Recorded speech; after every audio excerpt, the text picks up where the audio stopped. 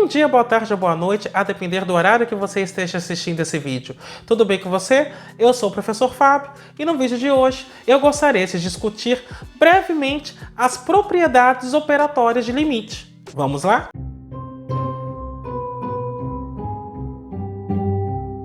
Antes de mais nada, eu vou pedir para que você já faça o famoso cucocô, que é curtir, ou seja, deixa o seu like, aproveita e faz isso agora, porque aí você já não esquece. Comenta, ou seja, utilize a área dos comentários para continuar falando comigo, apresentando suas dúvidas, ou mesmo dando sugestões de outros assuntos que você gostaria que fossem abordados neste canal. E, caso goste desse vídeo, compartilhe com seus amigos, compartilhe com seus contatos, compartilhe com aquele seu colega que está precisando de uma força em cálculo. Dessa forma, você estará ajudando muito no fortalecimento deste canal. O objetivo deste vídeo é apresentar as demonstrações das propriedades operatórias de limite. Além disso, eu vou pedir para que você clique no sininho, se inscreva e ative as notificações. Dessa forma, toda vez que sair um vídeo novo, você será notificado. O objetivo desse vídeo em particular é apresentar as demonstrações das propriedades operatórias de limite.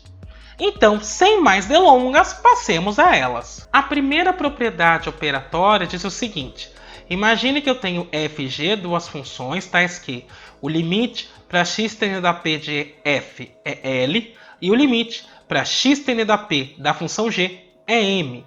Então, na hora que eu calculo o limite de f mais g com x tendendo a p, isso dá L mais M, ou seja, o limite da soma é a soma dos limites. Então vamos fazer a nossa demonstração. Então, dado epsilon maior que zero, existem Δ1 e Δ2, ambos positivos, tais que se o módulo de x menos p for menor que Δ1, então o módulo de f de x menos L é menor do que epsilon.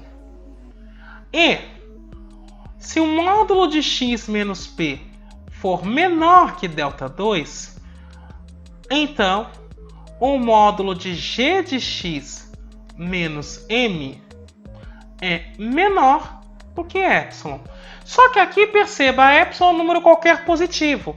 Então, se eu fixo epsilon, eu posso dizer que essa desigualdade fica menor que epsilon sobre 2. Agora perceba que eu tenho Δ1 e Δ2. Para eliminar este problema, eu vou tomar delta como sendo menor que o mínimo entre Δ1 e Δ2.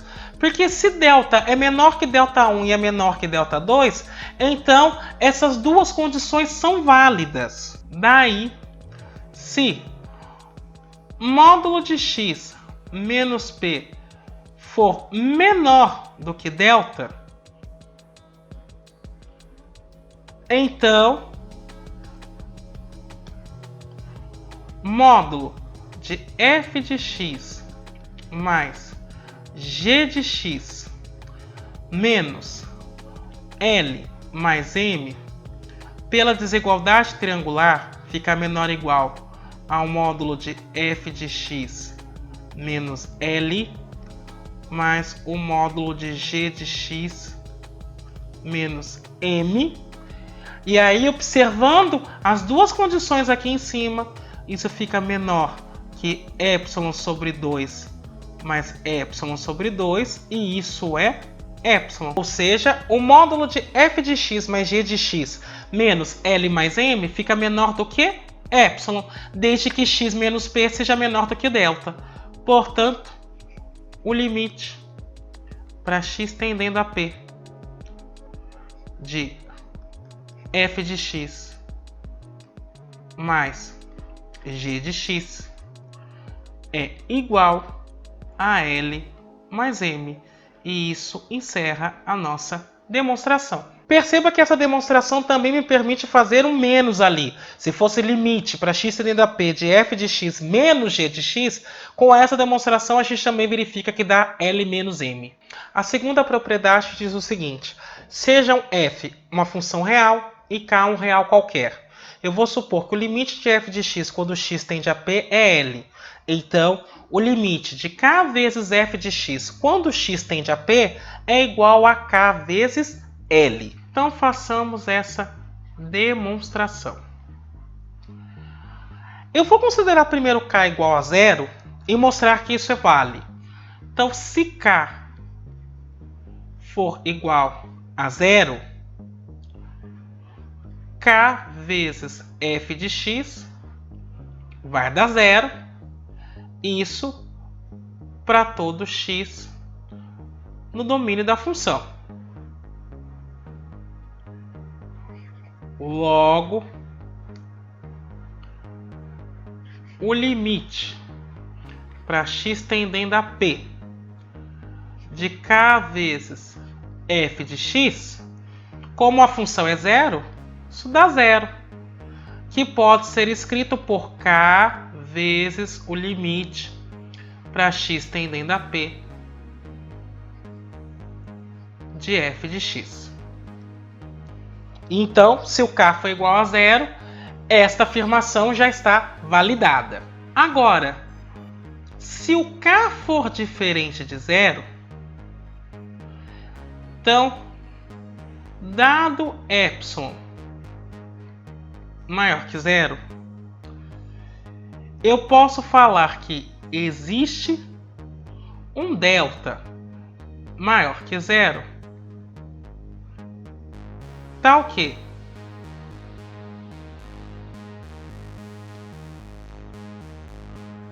se módulo de x menos p é menor do que esse delta, então o módulo de f de x menos L fica menor do que epsilon, pela definição de limite. Como epsilon é qualquer, eu posso supor epsilon dividido pelo módulo de k, que continua positivo. Daí, se módulo de x menos p for menor do que delta, então, quando eu faço k vezes f de x menos kl, isso pode ser separado neste produto. Módulo de k vezes o módulo de f de x menos L, que por sua vez eu posso escrever assim: menor que o módulo de k vezes epsilon dividido pelo módulo de k, utilizando a primeira condição. Eu cancelo o k e aí eu concluo que k vezes f de x menos kl em módulo é menor do que epsilon. Portanto, o limite para x tendendo a p de k f de x é kl. E é o que a gente queria provar. A terceira propriedade é a propriedade do produto. Sejam f e g duas funções reais tais que o limite de f de x quando x tende a p é L e o limite de g de x quando x tende a p é M. Então, a hora que eu fizer o produto, ou seja, o limite de f vezes g, isso dá L vezes M. Em outras palavras, o limite do produto é o produto dos limites. Essa demonstração é um pouquinho mais elaborada, mas é bem interessante. A primeira coisa que eu quero observar é o seguinte: existem dois limites que eu quero registrar e que são bastante importantes. O limite para x tendendo a p da função f de x menos L. Utilizando o limite da diferença, isso vai dar limite de f, que é L, menos limite da constante, que é L, e isso é zero. E o limite para x tendendo a p de g de x menos m, isso dá limite de g, que é m, menos limite de m, que é constante, e isso dá 0. Daí, dado epsilon maior que 0, existem Δ1 e Δ2 positivos, tais que módulo de x menos p ficar menor que Δ1. Isso implica que o módulo de f de x menos L é menor do que epsilon. Só que aqui eu vou utilizar o mesmo raciocínio usado no caso do produto da função por um número e no caso da soma das funções. E aí o epsilon que eu vou pegar é um que me seja conveniente. Se eu tenho um epsilon positivo, eu posso pensar a mesma coisa para raiz de epsilon. E de maneira similar, se x menos p for menor que Δ2, então módulo de g de x menos m fica menor também que raiz de epsilon. Agora o que eu vou fazer é tornar Δ menor que o mínimo de Δ1 e Δ2 para garantir as duas condições que eu observei. Daí eu tenho que o módulo de f de x menos L vezes g de x menos m, isso tudo em módulo, é igual ao módulo de f de x menos L vezes o módulo de g de x menos m. Porque aqui eu estou utilizando a propriedade que envolve o produto de módulos. O módulo do produto é o produto de módulos. Mas isso fica menor que raiz de epsilon vezes raiz de epsilon, que é epsilon. Portanto, o que eu mostrei até agora é que o limite para x tendendo a p de f de x menos L vezes g de x menos m é igual a 0. Agora eu vou abrir este produto. Veja só. Eu tenho o limite de x tendendo a p. Agora eu vou distribuir aquele produto. F de x vezes g de x menos m f de x menos L g de x mais LM, tudo isso está dando 0. E como eu já provei a propriedade de limite da soma e limite da diferença, agora eu vou calcular os limites separados. Então eu tenho que o limite para x tendendo a p de f de x vezes g de x menos, agora ficaria o limite de m vezes f. Como o limite de f é L, nós já vimos que isso dá L vezes m.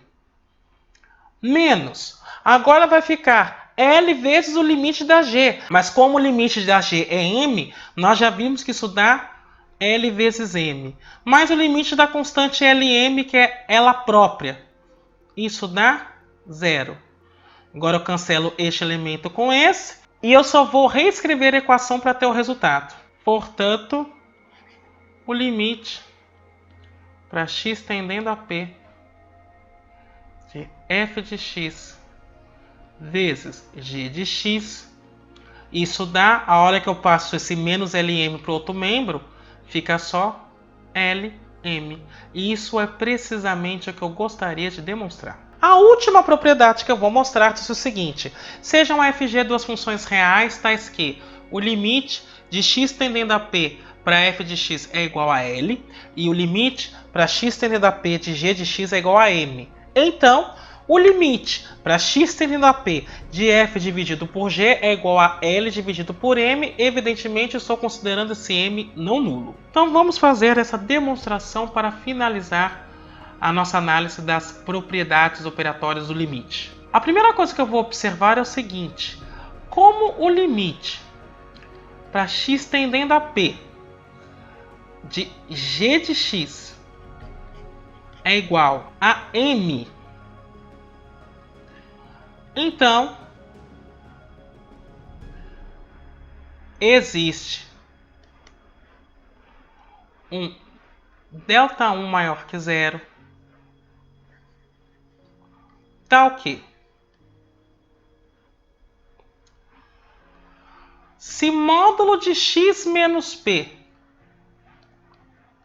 for menor que Δ1, então o módulo de g de x menos M é menor do que epsilon. Epsilon é um número positivo qualquer. Como isso vale para qualquer epsilon, eu posso pegar em particular este epsilon, módulo de M sobre 2. Então, para este epsilon em particular, eu acho um Δ1 de maneira que essa condição que você está lendo seja verdadeira. Daí, o módulo de M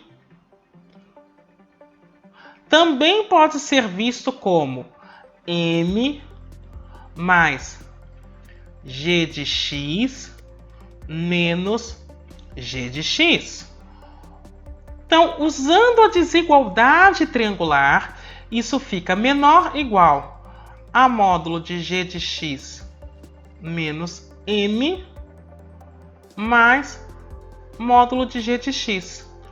Olhando a primeira desigualdade, nós temos então que isso fica menor ou igual a módulo de M sobre 2 mais módulo de g de x. Portanto, módulo de M é menor ou igual a módulo de M sobre 2 mais módulo de g de x.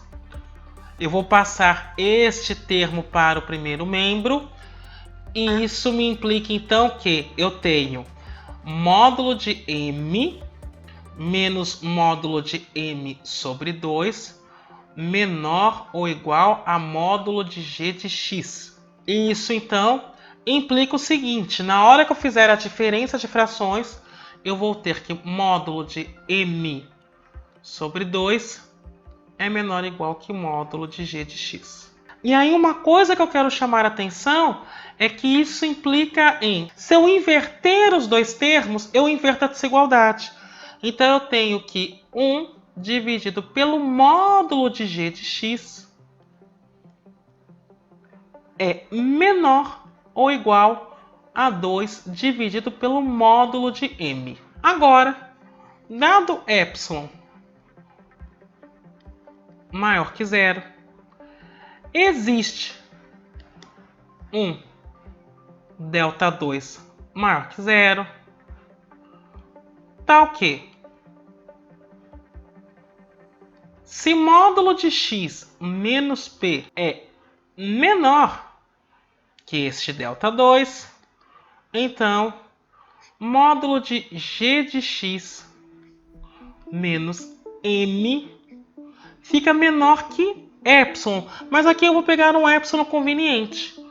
Módulo de M ao quadrado vezes epsilon dividido por 2. E o que eu farei para terminar então essa demonstração é: tome o delta como sendo menor que o mínimo entre Δ1 e Δ2, para que eu possa garantir esta condição e essa condição que eu acabei de mostrar. Daí, se módulo de x menos p for menor que este delta, então o que eu terei é o seguinte: módulo de 1 sobre g de x menos 1 sobre M A hora que eu faço essa diferença de frações, isso fica m que multiplica g de x, e aí o que eu vou ter é m menos g de x. Separando este módulo de divisão, eu tenho que isso é módulo de g de x menos m dividido por módulo de m, e aqui eu já vou separar o produto, vezes o módulo de g de x. Isso aqui é igual a 1 sobre o módulo de m vezes 1 sobre o módulo de g de x vezes o módulo de g de x menos m. E agora perceba o seguinte, isso fica menor ou igual a 1 sobre o módulo de m vezes 1 sobre o módulo de g de x, nós verificamos que é menor ou igual a 2 dividido pelo módulo de m. E o módulo de g de x menos m, nós acabamos de mostrar que ele é menor ou igual ao módulo de m ao quadrado epsilon sobre 2. Aí perceba, m vezes m é m quadrado, que vai ser cancelado com esse 2 é cancelado com esse, e aqui me sobra epsilon. Portanto, o que eu estou demonstrando aqui, limite para x tendendo a p de 1 sobre g de x, na realidade é 1 sobre m, evidentemente eu estou supondo que esse m é não nulo. Para finalizar, o que eu posso mostrar é o seguinte, o limite para x tendendo a p de f de x sobre g de x, eu posso enxergar isso como sendo o limite para x tendendo a p de f de x vezes 1 sobre g de x. Limite de um produto é produto do limite, isso vai dar L vezes 1 sobre m, que eu posso escrever como L sobre m. E isso, então, encerra a nossa demonstração. Bem, era isso que eu gostaria de discutir com você hoje. Eu me despeço por aqui. Espero que tenha sido proveitoso. Até a próxima.